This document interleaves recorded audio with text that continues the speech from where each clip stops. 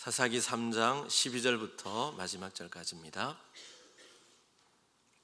이스라엘 자손이 또 여호와의 목전에 악을 행하니라. 이스라엘 자손이 여호와의 목전에 악을 행함으로 여호와께서 모압 왕 에글론을 강성하게 하사 그들을 대적하게 하시매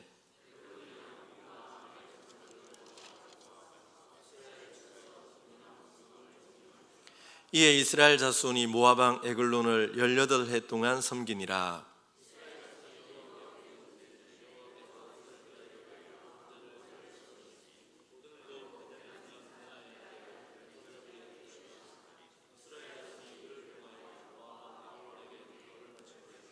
에훗이 길이가 한 규빗 되는 좌우에 날선 칼을 만들어 그의 오른쪽 허벅지 옷 속에 차고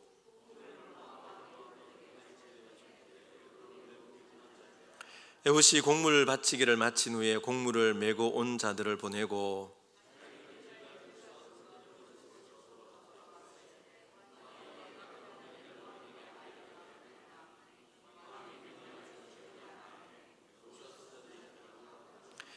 에훗이 그에게로 들어가니 왕은 서늘한 다락방에 홀로 앉아 있는 중이라. 에훗이 이르되 내가 하나님의 명령을 받들어 왕에게 아랠 일이 있나이다 하매 왕이 그의 좌석에서 일어나니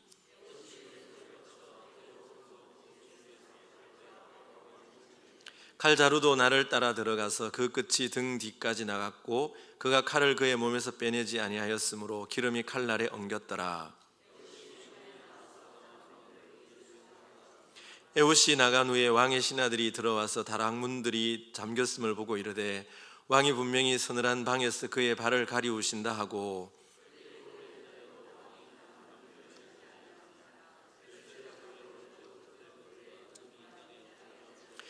그들이 기다리는 동안에 에훗이 피하여 돌 뜨는 곳을 지나 스이라로 도망하니라.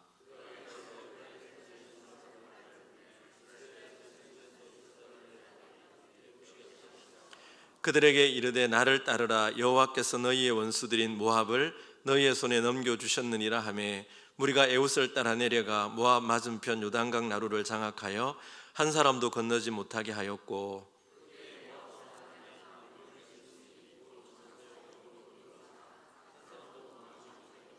그날에 모압이 이스라엘 수하여 굴복하매 그 땅이 80년 동안 평온하였더라.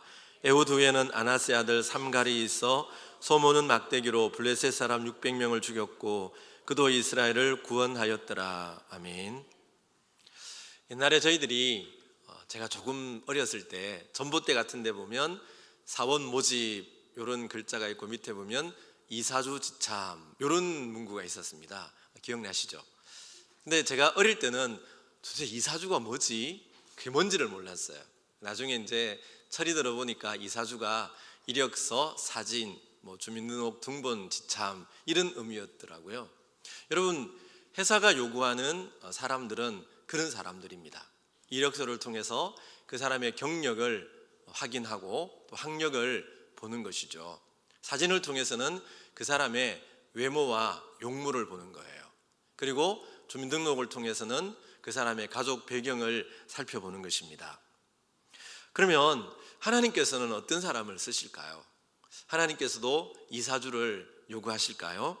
하나님의 기준은 세상이 원하는 기준과는 다릅니다. 하나님은 중심을 보신다고 했고 디모데후서 2장 말씀에 보면 하나님께서는 깨끗한 그릇을 사용하신다. 금그릇이나 은그릇 같은 그런 그릇이 아니어도 세상적으로 내놓을 만한 그런 화려한 스펙이 아닐지라도 깨끗한 마음을 가지고 있다면 하나님께서는 그런 그릇들을 사용하신다 이렇게 말씀하고 있습니다.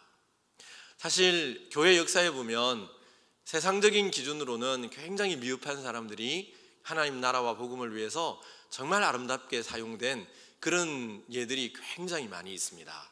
대표적인 경우가 D.L. 무디 목사님 아니겠습니까? 이분은 4살 때 아버지가 소천하셨어요.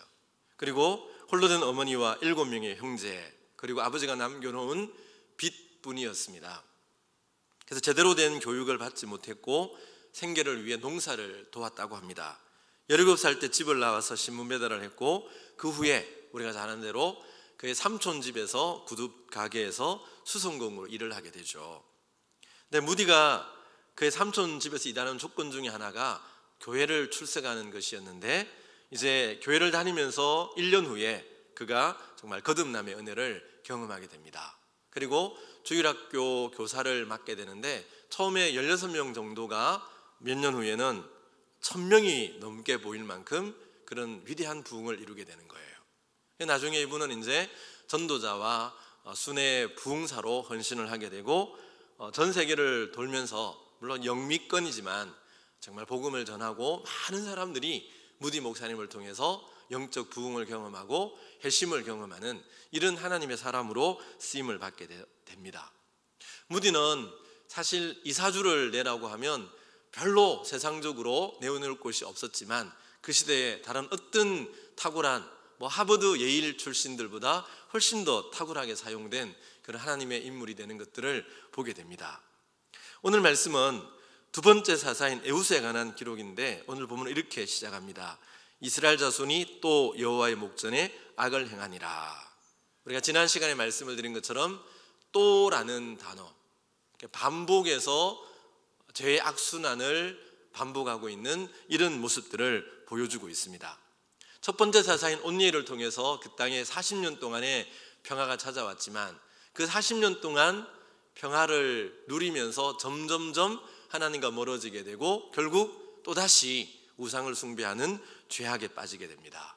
하나님께서는 모압 왕 에글론을 강성하게 하셔서 이스라엘을 대적하게 하는데요, 이제 이 모압 왕 에글론이 암몬과 아말렉과 연합하여 종려나무 성읍을 점령하고 18년 동안 이스라엘을 괴롭히고 지배하였다, 그렇게 말씀합니다. 이 종려나무 성읍이란 우리가 잘 알고 있는 여리고성입니다. 여리고의 별명이 종려나무 성읍인데요, 그것은 종려나무가 번성했기 때문이고 오아시스가 많았던 그런 아름다운 성이었습니다. 여호수아를 통해서 만나게 되는 이 여리고는 가나안 정복 전쟁의 첫 번째 전투가 일어났던 곳, 이스라엘 백성들의 힘이나 능력이 아니라 온전하신 하나님의 능력으로 그 성이 무너지고, 그래서 첫 열매인 하나님께 불살라서 하나님께 올려드리는 그 성이 바로 여리고성이잖아요. 하나님의 능력이 나타났던 곳이고, 불살랐다는 것은 가나안 땅을 심판한다는 이런 의미를 가지고 있는 성읍이 바로 종려나무 성읍인 여리고입니다. 그래서 이스라엘 백성들에게는 이 여리고는 굉장히 상징적인 의미가 있는 그런 성읍입니다. 그 성읍이 모압 왕 에글론이 그 성읍을 점령하고 거기에 진을 치고 18년 동안 이스라엘 백성들을 다스린 거예요. 이것은 이스라엘 백성들에게는 씻을 수 없는 수치와 모욕이 되는 것입니다. 이에 이스라엘 백성들이 여호와께 부르짖었다. 지난 시간에 말씀을 드린 것처럼 그 사사기의 반복적인 패턴이 그대로 나오는 것을 보게 되죠. 이렇게 부르짖게 되자 하나님께서 한 구원자를 세우셨는데, 그 이름이 바로 에훗이라는 인물입니다. 15절 이하에 보면 이 에훗의 무용담이 상세하게 설명되고 있는데요, 이제 에글론 왕에게 곡물을 바치러 갈 때 이 에훗이 오른쪽 허벅지 있는 이 부분에 한 규빗 45cm 정도 내외에 그런 칼을 숨겨서 갑니다. 그런데 이제 기회를 엿보았지만 거사가 성공하지 못하고 이제 곡물을 바치고 돌아가는 길에 길갈 근처 돌 뜨는 곳에서 다른 사람들은 보내고 혼자 다시 에글론에게로 돌아가서 독대를 청합니다. 그리고 독대한 그 자리에서 칼을 꺼내어서 그의 배를 찌르니까 그 칼끝이 그의 등 뒤로 나왔다. 그리고 칼을 뽑지 않으니 기름이 그 칼에 엉켰다. 그리고 이제 에훗은 도망을 가서 에브라임 산지에서 나팔을 불매 온 이스라엘 백성이 모였고, 그리고 나를 따르라 이렇게 전쟁을 해서 모압의 압제를 이제 풀어내고 이스라엘 백성이 80년 동안 평온하였다. 이런 무용담이 오늘 본문에 기록되어 있습니다. 우리가 이 본문을 읽으면서 지난 수요일에 살펴보았던 온니엘에 관한 기록과 대조해서 읽어보면 여러분 좀 특이한 점이 있잖아요. 온니엘은 첫 번째 사사였습니다. 메소포타미아 왕을 몰아내고 그 땅에 평화를 가져온 첫 번째 사사가 온니엘인데, 그 온니엘의 성공에 대해서는, 활약에 대해서는 단 한 절로 짤막하게 기록했다는 얘기를 드렸습니다. 오늘 두 번째 사사인 에우스의 무용담은 굉장히 길게 세세하게 그의 무용담이 기록되어 있습니다. 왜일까요? 우리는 왜 이렇게 기록했을까라는 질문을 한번 던져줄 필요가 있잖아요. 이것은 이 에웃이 행한 일이 이스라엘 백성들의 굉장히 깊은 충격을 주었고, 굉장히 이스라엘 백성들의 그 사람들 속에 굉장히 많이 회자되었던 그런 이야기였기 때문에 하나님께서 상세하게 이 본문을 기록하고 있다는 것입니다. 그럼 무엇이 도대체 그들에게 그런 엄청난 충격을 주었을까요? 우리가 15절 중반절 말씀에 보면 에웃을 소개하면서 이렇게 말씀합니다. 그는 곧 베냐민 사람 게라의 아들 왼손잡이 에웃이라. 에웃을 두 가지로 소개하고 있죠. 하나는 베냐민 지파 사람이었다. 하나는 왼손잡이였다. 여러분, 베냐민의 이름의 뜻이 무엇입니까? 본래 베노니라는 이름을 지었는데 베냐민으로 이름을 바꾸지 않습니까? 베냐민의 이름의 뜻은 뭘까요? 오른손의 아들이라는 뜻이죠. 여러분, 그 오른손의 아들의 지파인 베냐민에서 태어난 에웃은 오른손잡이가 아니라 뭐예요? 왼손잡이에요. 근데 이 왼손잡이라는 말은 성경학자들이 두 가지로 보통 이해를 하고 있는데요. 하나는 오른손도 잘 쓰고 왼손도 잘 쓰는 양손잡이라는 이런 의미로 해석을 할 수도 있습니다. 사사기 10장 16절에 보면 베냐민 지파 사람 가운데 왼손을 잘 쓰는, 그래서 돌멩이를 정말 잘 던지는 700명의 용사들이 나오지 않습니까? 그들처럼 오른손 왼손을 다 잘 쓰는 양손잡이였을 것이다, 이렇게 해석을 하는 학자들도 있고, 그런가 하면 이 왼손잡이라는 말씀은 히브리 원어적으로 해석을 하면 오른손이 묶인 사람, 오른손에 제한이 있는 사람, 이렇게 번역을 할 수도 있습니다. 다시 말하면 이 에웃은 오른손이 장애를 가지고 있었던 사람이다, 그런 의미에서 왼손잡이 에웃, 이렇게 소개를 했다는 것입니다. 여러분, 대부분의 성경학자들은 이 왼손잡이라는 말의 의미를 오른손에 장애를 가진 그런 인물로 설명을 하고 있습니다. 그래서 그 사회에서 왼손잡이라는 것 자체가 우리나라에도 그런 게 있었지 않습니까? 왼손을 사용하면 굳이 오른손으로 밥을 먹게 하고 오른손으로 글을 쓰게 했던 왼쪽에 대한 좀 부정적인 이런 의식이 있었지 않습니까? 이스라엘도 마찬가지였어요. 더구나 오른손에 장애가 있었다면 이 사람은 하나님의 일에 쓰임받기에는 부족한 사람, 그래서 누구나 하기 싫어하는 그 모압 왕에게 공물을 바치는 이런 일에 밖에 수종될 수밖에 없었던 이런 사람이었던 것이죠. 그런데 이런 왼손잡이 에웃이 그 모압 왕 에글론을 죽이고 이스라엘 백성들을 구원한 거예요. 그러니 여러분, 이 에웃이 행한 무용담이 얼마나 이스라엘 백성들에게 충격 혹은 놀람 혹은 감동, 이런 것들을 이스라엘 백성들에게 가져다 주었다는 겁니다. 17절에 보면 이 에글론은 매우 비둔한 자였다, 이렇게 말하고 있습니다. 요즘은 비만 이러면 건강의 적으로 누구나 비만하다는 말을 듣기 싫어하지만, 여러분, 고대에 비만했다, 덩치가 컸다라는 것은 사실 용사를 뜻합니다. 오늘 본문에 보면 1만 명이 다 용사였다고 말하지 않습니까? 그러니 그 1만 명의 용사를 다스리는 왕인 에글론은 얼마나 비대하고 또 거인이었던 그런 용사였던 것이죠. 그런 용사를 왼손잡이 에웃이 단칼에 찔러 죽이고 군사를 일으켜서 이스라엘 백성들을 구원하고 80년 동안 그 땅에 평화를 가져온 거예요. 그러니 여러분, 이 이야기는 이스라엘 백성들이 계속 얘기할 수밖에 없었고 이스라엘 백성들에게 굉장히 충격을 주는 그런 사건이었던 거예요. 이런 이유로 하나님께서는 에웃의 무용담을 이 사사기 본문 안에 상세하게 기록되도록 성령께서 인도하셨던 것이죠. 여러분, 이것은 다시 생각해 보면 이 에글론의 무용담 자체는 이 사사시대의 사람들에게, 그리고 오늘 우리에게 던져주는 하나님의 메시지라는 겁니다. 사사시대가 어떤 특징을 가지고 있었습니까? 그때 이스라엘에 왕이 없으므로, 각자 자기 소견에 옳은 대로 행하였더라. 각자 자기 소견에 옳은 대로 행하던 시대가 사사시대입니다. 다르게 말하면 다 자기 잘난 맛에 살던 사람이 사사시대 사람들인 거예요. 그래서 오늘의 현대인들의 모습과 사사시대의 모습들은 가치관이 굉장히 흡사합니다. 자기 잘난 맛에 살아가고 있잖아요. 다 자기가 옳다고 생각한 대로 오늘 우리가 살아가고 있지 않습니까?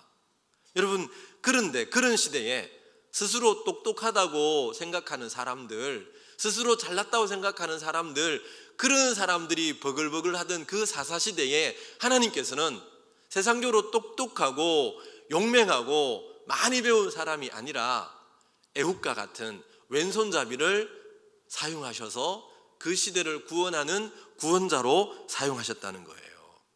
그러니 이 메시지가 던지는 의미가 무엇이겠습니까? 잘나고 세상적으로 똑똑하다고 하는 것들아, 너희들이 도대체 무엇이냐?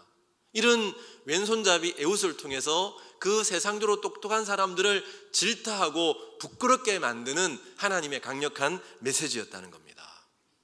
여러분, 고린도전서 1장 27절 말씀에 보면 하나님께서는 세상의 미련한 것들을 택하사 지혜 있는 자들을 부끄럽게 하시고 세상의 약한 것들을 택하사 강한 것들을 부끄럽게 하시는 하나님이시다.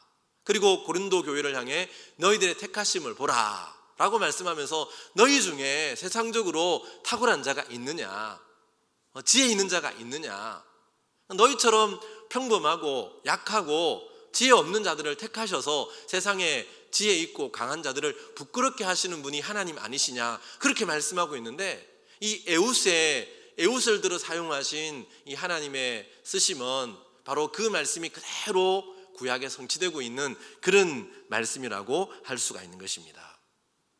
그래서 어느 성경학자는 이 에훗을 설명하면서 이렇게 멋진 말로 에훗의 생애를 주석을 했는데요. 오른손을 쓰지 못하던 에훗, 그는 자신의 단점 때문에 하나님을 의지하고 살았다. 그랬더니 주님의 오른손이 에훗의 오른손이 되었다. 여러분, 에훗은 오른손이 장애였어요. 단점을 가지고 있었어요. 세상으로부터 그렇게 인정을 받지 못하는 사람이었어요. 그래서 하나님을 늘 앙망하고 하나님을 바라보고 하나님을 의지했더니 하나님께서 에훗의 오른손이 되어주셨다. 그러니까 얼마나 멋진 설명입니까? 그리고 얼마나 오늘 본문을 정확하게 그려내고 있는 그런 해설입니까? 정말 세상적으로 인간적으로 아무것도 자랑할 만한 것이 없어서 하나님만을 바라보고 하나님만을 의지했더니 하나님이 그의 오른손이 되어주시고 하나님이 그를 사용해 주신 거예요. 나의 약점을 하나님께 맡겼더니 하나님의 강점이 나의 약점을 덮어준 거예요. 이것이 여러분, 이 온니엘에 비해서 에훗의 이야기를 길게 상세하게 우리에게 기록하고 들려주고 있는 이유가 되는 것입니다. 우리는 어쩌면 온니엘보다는 에훗에 가까운 사람들이에요. 저도 농부의 아들로 태어나서 겨우 이제 우리 어머니 예수 믿고 이대밖에 되지 않는, 자랑할 것이 아무것도 없는 그런 참 약한 목사입니다. 그런 점에서 저는 온니엘보다는 오히려 에훗에 가까운 그런 목사죠. 여기 있는 대부분의 우리 성도님들이 그렇지 않습니까? 그래서 우리는 나의 가문 때문에, 나의 약점 때문에, 내가 많이 배우지 못한 것 때문에 낙심하고, 이런 내가 뭘 할 수를 있겠어, 이렇게 스스로 자기 자신을 올가맬 때가 참 많은 거예요.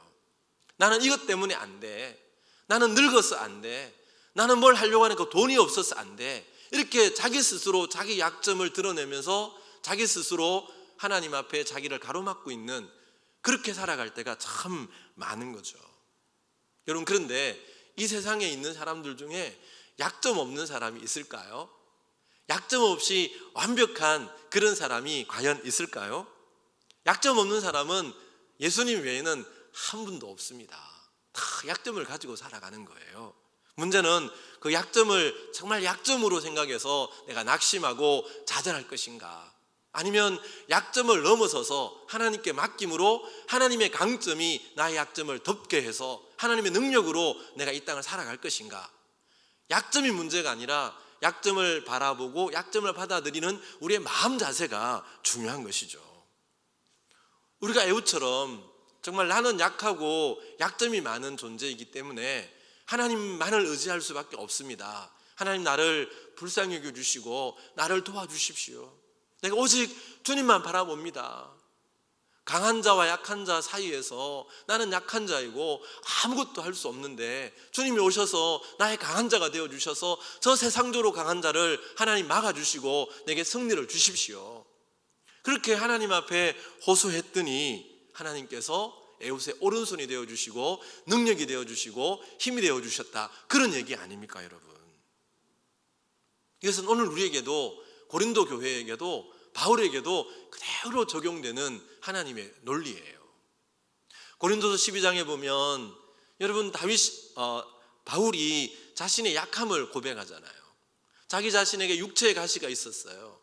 그 육체의 가시에 대해서 성경학자들 어떤 사람은 안질, 눈이 좋지 않았다 이렇게 설명을 하기도 하지만 또 어떤 사람은 간질이었을 것이다 이렇게 설명을 하는 성경학자들도 있어요. 그게 정확하게 뭔지 모르지만 바울의 마음을 굉장히 괴롭혔어요. 그래서 그는 3번씩이나 간절하게 하나님 앞에 기도하지 않습니까? 근데 하나님이 어떻게 응답을 하십니까? 내 은혜가 내게 족하도다. 이는 내 능력이 약한 데서 온전하여짐이라. 나의 은혜가 너에게 족하다. 이는 내 능력이 약한 데서 온전하여짐이라. 그 말씀을 바울이 받습니다. 그 말씀을 받은 후에 이어지는 말씀에 보면 바울이 어떻게 고백을 합니까? 나의 약한 것들을 자랑하리라. 하나님 앞에서 나의 약한 것들을 기뻐하리라 이렇게 고백하는 거예요. 왜요? 내가 약한 그때에 강함이 된다는 사실을 바울이 알았기 때문이죠. 내가 나의 약한 거기에 주님의 능력이 임하고 나의 약한 그곳에 하나님의 능력의 온전하심이 나타난다는 사실을 바울이 알았기 때문에 나는 오히려 약함을 자랑하고 그리고 약할 때 곧 강함을 고백하고 있는 거예요. 여러분, 우리가 인생을 살아가면서 어떨 때 주님과 더 가까워지십니까? 모든 게 잘 되고 형통할 때 주님과 더 가까워지십니까? 아니면 병들고 힘들고 고난이 닥쳐왔을 때 주님과 더 가까워지십니까? 우리가 형통할 때는 얼굴이 화색이 돌고 감사하고 할렐루야 그렇게 말할 수 있지만 정말 내 마음을 찬찬히 살펴보면 우리는 잘 되고 형통할 때보다는 내게 문제가 있고 어려움이 왔을 때 하나님과 더 심리적으로 가까워지고 하나님을 더욱 의지하고 하나님 앞에 바짝 엎드려서 하나님의 은혜를 구하든 그런 것이 우리의 마음이지 않습니까? 바울이 그랬다는 거예요. 자신의 육체의 가시 때문에 그는 하나님의 능력을 구할 수밖에 없었고 하나님을 의지할 수밖에 없었고 그때마다 하나님께서는 그의 약함을 하나님의 강함으로 채워주시고 그를 온전하게 하셔서 나의 은혜가 너에게 족하도다. 그래서 복음을 위해 쓰임받을 수 있는 정말 부족함이 없는 그런 일평생을 살게 하셨다는 거죠. 사랑하는 성도 여러분, 우리 모두는 약점이 있습니다. 그러나 그 약점 때문에 낙심하거나 혹은 우리 스스로를 절망의 늪에 가두지 말아야 됩니다. 약한 자들을 들어 강한 자들을 부끄럽게 하시는 하나님을 바라보고 그 하나님 앞에 나가면 하나님께서 에웃의 오른손이 되어주신 것처럼 우리가 하나님을 간절히 찾고 바라고 하나님을 의지하면 하나님께서는 오늘도 우리에게 오셔서 우리의 오른손이 되어주시고 우리의 힘이 되어주시고 우리의 능력이 되어주실 줄로 믿습니다. 여러분, 우리가 정말 약할 때 강함 되시는 그 주님을 바라보십시오. 우리 삼식 집사님 오늘 예배에 참석하고 계신데 지금 참 원인을 알 수 없는 그런 이유 때문에 의학적으로는 다 건강하다고 하는데 근데 본인은 호흡이 곤란하고 힘든 거예요. 여러분, 그럴 때 뭐 그런 대학병원에서도 참 답을 찾지 못하면 우리가 성도가 할 수 있는 것은 하나밖에 없어요. 하나님 앞에 바짝 엎드려서 하나님의 은혜와 긍휼을 구해야 되는 거예요. 그럼 하나님께서 나의 약함에 하나님의 강함으로 채워주시고 하나님의 은혜를 경험하게 해주시는 거예요. 그 병이 낫게 해주시든지 아니면 바울처럼 나의 은혜가 너에게 족하도다라는 그 말씀처럼 여러분 그 질병 때문에 더욱 겸비해져서 하나님과 친밀한 이런 교제의 삶을 살아가든지 어쨌든지 하나님께서는 살 길을 주시고 은혜를 베풀어 주신다는 거죠. 여러분, 그것은 우리 모두에게 적용되는 하나님의 원리입니다. 그래서 우리는 나의 약함 때문에 하나님 앞에 낙심하거나 절망할 것이 아니라 그 약함을 안고 있는 모습 그대로 하나님 앞에 나아가서 하나님의 얼굴을 구하고 하나님의 능력을 붙들어야 되는 거예요. 그러면 하나님이 우리 인생의 오른손이 되어주시고 힘이 되어주시고 능력이 되어주셔서 약한 모습 그대로 하나님 나라와 교회와 복음을 위해 쓰임받게 하시는 거예요. 여러분, 약점에도 불구하고 에후처럼 하나님 나라와 복음을 위해서 쓰임받는 그런 믿음의 사람들이 될 수 있기를 바랍니다. 자, 오늘 본문이 주는 또 한 가지 마지막 교훈은 무엇일까요? 우리가 하나님께서 우리들을 그 영적인 어둠을 깨우는 나팔 부는 사람, 또 깨어있는 사람으로 우리를 부르신다는 사실이죠. 27절에 보면 그가 이르러 에브라임 산지에서 나팔을 불매 이스라엘 자손이 산지에서 그를 따라 내려오니 에훗이 앞서가며. 여러분, 에훗이 이 에글론을 죽인 후에 에브라임 산지에 가서 나팔을 분 거예요. 여러분, 이스라엘 백성이 나팔을 불 때는 여러 가지 의미가 있잖아요. 우리 민수기에 보면 전쟁하러 갈 때 나팔을 불기도 하고, 또 그 나팔들이 될 때 나팔을 불기도 하고, 절기가 시작될 때 나팔을 불기도 하고, 나팔을 분다는 것은 뭔가 각성, 새로움, 이런 의미를 가지고 있는 거거든요. 그래서 이 에훗이 나팔을 불었을 때 그 나팔 소리를 들은 이스라엘 백성들이 에훗에게로 모였고, 에훗이 자기 얘기를 하지 않았겠어요?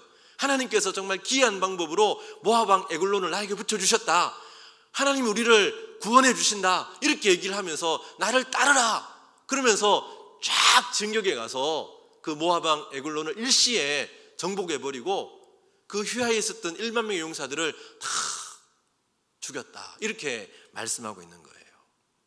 그런데 여러분, 오늘 본문에 보면 참 특이한, 앞에서 설명을 했지만 처음에 1차 조공을 하러 갔을 때 그는 기회를 잡지 못하고 돌아갑니다.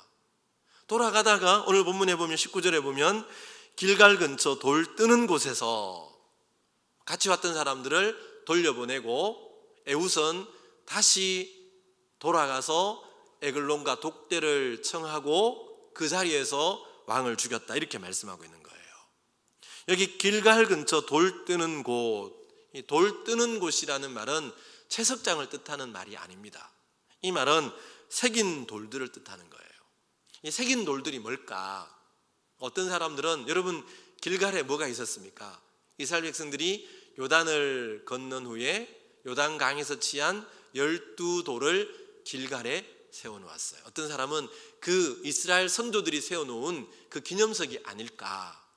또 어떤 사람들은 에글론이 18년 동안 통치하면서 그것을 허물고 거기에 모압 왕이 섬기는 우상들을 세워놓았지 않았을까, 그렇게 보는 학자들도 있습니다. 그러나 이것이 무엇인지 정확하게 본문이 말해주지 않기 때문에 우리는 이게 이것이다라고 단정할 수는 없지만, 분명하게 알 수 있는 것은 이 에훗이 이 길갈 근처 돌 뜨는 곳에서 뭔가 마음의 변화가 일어났던 거예요. 여러분, 하나님께서 사사를 부르시는 공식은 하나님께서 그의 영을 그에게 주셔서 구원자로 부르시는 거예요. 오늘 본문에 성령이 그에게 임했다라는 말씀이 분명하게 나타나진 않지만, 제가 이 말씀을 묵상하면서 아마 이 에훗에게 하나님의 성령이 길갈 근처 돌 뜨는 곳에서 성령이 강력하게 그를 붙들지 않았을까, 저는 그렇게 상상을 해봅니다. 여러분, 생각해 보십시오. 이 에훗이 그곳에서 이스라엘이 세운 기념석을 봤을 수도 있고 에글론이 세운 우상을 볼 수도 있었어요. 그러나 어떤 것을 보았든지 간에 그 마음속에 열정과 분노가 일어난 거예요.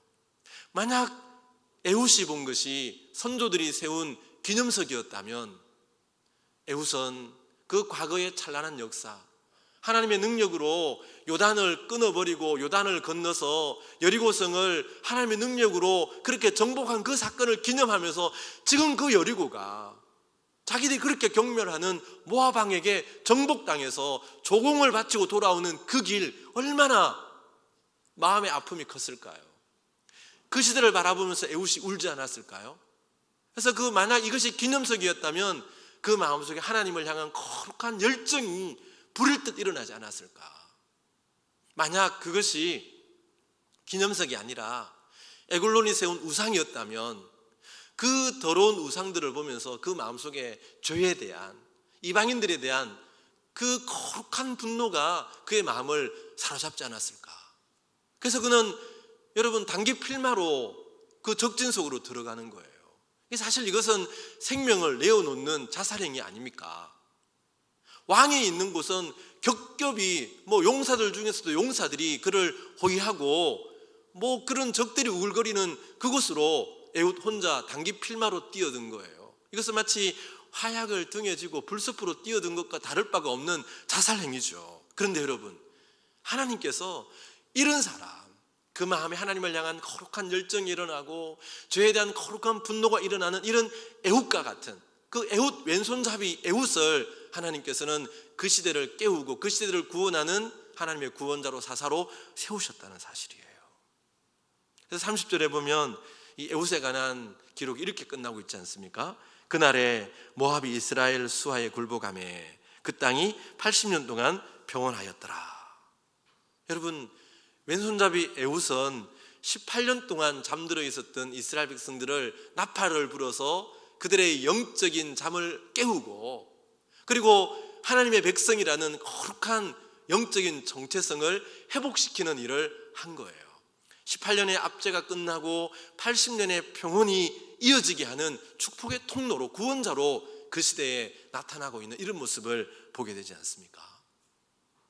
우리는 오늘을 살아가면서 참 저 자신부터가 다른 사람에게 손가락질할 때가 참 많습니다. 오늘 혼란한 대한민국 전국을 보면서 누구누구 때문이야, 대통령이 나온 사람들을 보면서 이것도 마음에 안 들고 저것도 마음에 안 들고, 저도 그렇습니다. 근데 이 모든 문제의 원인이 나에게 있는 것이 아니고 너에게 있다라고 그렇게 손가락질할 때가 참 많아요. 근데 여러분, 하나님의 원리는 그게 아니죠. 너가 아니라 나가 중요한 거예요. 모든 사람들이 잠들어 있을 때 에훗 한 사람이 깨어나 나팔을 불므로 그 시대를 일깨웠지 않습니까? 여러분 다 잠들어 있을지라도 여러분 가정에 여러분 한 사람이 깨어 있다면 그 가정은 소망이 있는 거예요. 다른 성도들이 다 잠들어 있다 할지라도 여러분 한 사람이 깨어 있으면 이 교회는 소망이 있는 거예요. 내가 깨어나면 여 사람을 깨울 수 있고, 여 사람이 깨어나면 공동체적인 영적인 회복으로 이어질 수가 있는 거예요. 하나님께서는 오늘 우리가 그런 사람들이 되기를 원하시고 계시는 거죠. 모든 사람들이 잠들어 있기 때문에 나도 잠들 거야 라고 그렇게 생각하는 것이 아니라, 내가 힘들고 거추장스럽고 손해도 보고 심지어 생명의 위협도 느낄 수 있지만 단기 필마로 하나님의 거룩을 위해서, 죄에 대한 거룩한 분노로 인해서 하나님의 말씀을 들고 일어나는 사람, 그런 사람을 통해 하나님께서는 가정을 깨우시고 교회를 깨우시고 이 사회를 깨워가는 거예요. 오늘 우리 대한민국이 왜 이런 위기 가운데 있는 것입니까? 누구 전 대통령이 잘못해서 앞으로 세워질 대통령이 마음에 안 들어서 소망이 없다고 생각하십니까? 아닙니다. 내가 깨어나지 못해서 소망이 없는 거예요. 우리 가정에 소망이 없고 우리 교회에 소망이 없고 우리나라에 소망이 없다면 그것은 누군가가 잠들어 있기 때문이 아니라 바로 내가 잠들어 있기 때문이고 내가 깨어나지 못했기 때문이라는 사실이죠. 하나님은 여러분들이 에훗처럼 깨어나기를 원하는 거예요. 나는 이런 약점이 있어요. 나는 이것 때문에 못해요. 나는 이런 부족함이 있어요. 그런 소리 하지 말고 약점을 하나님 앞에 맡기고 하나님의 능력을 구하면 하나님께서 너의 오른손이 되어주시고 하나님이 너의 힘이 되어주시고 능력이 되어줄게, 그렇게 말씀하시고 있다는 거죠. 여러분, 하나님이 찾으시는 사람, 하나님이 쓰시는 사람이 어떤 사람입니까? 이사주지참한 사람이 아니고요, 좋은 스펙 가진 사람이 아니고요, 역대하 16장 9절에 보면 여호와의 눈은 온 땅을 두루 감찰하사 전심으로 자기에 향하는 자를 위하여 능력을 베푸신다, 그렇게 말씀하고 있지 않습니까? 전심으로 자기를 향하는 자, 내가 부족하고 나의 약점이 있어도 전심으로 하나님을 갈망하고 하나님을 찾고 하나님의 능력이 나의 능력이 되기를 원하는 그 사람, 그런 사람을 통해 하나님께서는 능력을 베풀어 주신다. 오늘 저와 여러분들이 그런 사람이 될 수 있어야 합니다. 저와 여러분들이 여러분의 가정을 살리고 우리 교회를 살리고 이 시대를 살리는 그런 영적으로 깨어있는 사람, 나팔을 부는 사람, 하나님의 은혜를 납작 엎드려서 구하는 사람, 그런 사람이 되기를 에훗의 이야기를 통해서 우리에게 강력하게 도전하고 있다는 것입니다. 영적인 어둠을 끝내고 이제는 80년 동안 그 땅에 평온을 가져왔던 에후처럼 우리가 이 시대에 하나님의 샬롬과 평안을 이끌어내는 그런 축복의 통로로, 믿음의 사람으로, 그래서 우리가 삶으로 가정이 살고 교회가 살아나는 이런 놀라운 역사를 일구어내는 그런 애국과 같은 그런 깨어있는 한 사람 한 사람이 다 되시기를 주님의 이름으로 축원합니다.